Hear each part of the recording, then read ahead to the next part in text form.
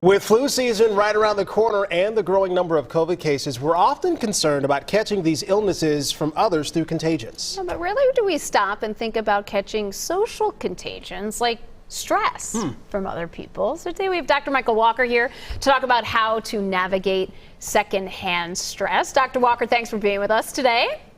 Yeah, thanks for having me. Yeah, why don't we start with how do you define secondhand stress? What are we talking about? Yeah, it can be looked at a couple different ways. One way that we can look at it is it's really like emotional distress that results from hearing about somebody else stress or traumatic experience that's not really ours. Another way you can look at it is really picking up stress and negativity that someone else is exuding. So it's just like being in the space with them, and now you may pick that up based on your interactions with that person or seeing the way they're showing up. That can be kind of tough to navigate. For example, I'm not using us as an example here because this is great, but if you're working with someone in close proximity and you're hearing from them all the time, you may be getting some of that secondhand stress and you don't even realize it. That is correct, right? And so that's the part where we have to be mindful of our bodies and what's going on with our health, because it may show up in many different ways, right? So, I mean, there's research that shows that our cortisol levels increase when we are observing someone else's stress.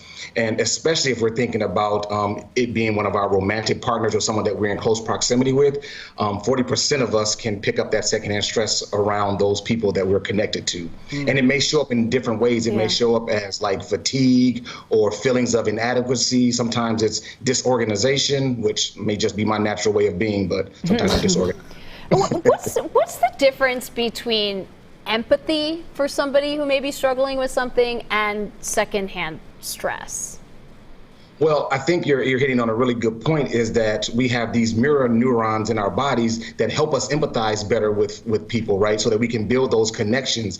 And so when we think about that, that's why we have to be really mindful of how we take in other people's information or what they're doing, because it will work sometimes against us, right? When we think about it, like the amygdala, the fear center of our brain, is our fight, flight, and freeze mode, right? That really can't decipher between whether something is real or fake, right? So just for instance, when we go to a movie or a scary movie, we get a reaction when we even know that there's about to be a scary part that's coming up.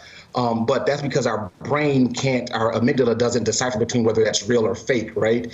But then we can calm it down by saying, oh, we're at a movie, this is something that's on screen and it's not really going to be connected to me directly. And so that's how we can kind of reduce some of that. And we can do that in our everyday lives when we are watching others who may be exuding some of these stressful behaviors. Well, we don't have to worry about the movie part because we're not going to scary movies, so we can just kill that. We talked about that all day yesterday. We can just kill that right now. So let's say you are in one of these situations, you recognize, wait a second, I feel something, I'm feeling this person's stress. The next step is to what?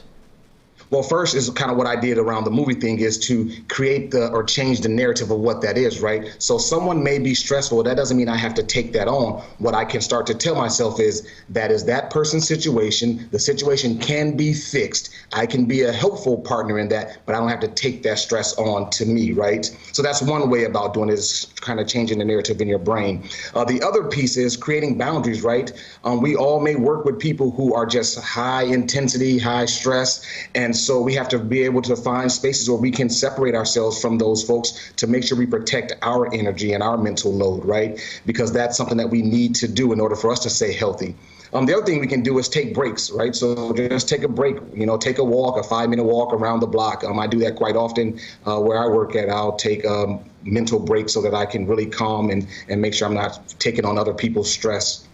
How would mindfulness help here as well? Yeah, well, that's something that we can do to kind of just calm our body, right? So that meditation type moments that you can have. I think in a couple segments ago, I talked about how one thing that I do before I enter meetings, I take a 5-minute pause to decompress from the meeting I just left so that I don't bring that energy into the new meeting that I'm going into. So we can take moments of just, how do I just take some deep breaths, allow myself to process what I just went through so that I don't bring and carry that into someone else. So that's a way to kind of protect our body in a moment that stress may be showing up. Good stuff. Dr. Walker, as always, we appreciate it. Stay away from those scary movies. All right. Thank you, guys. Have a great day. You too.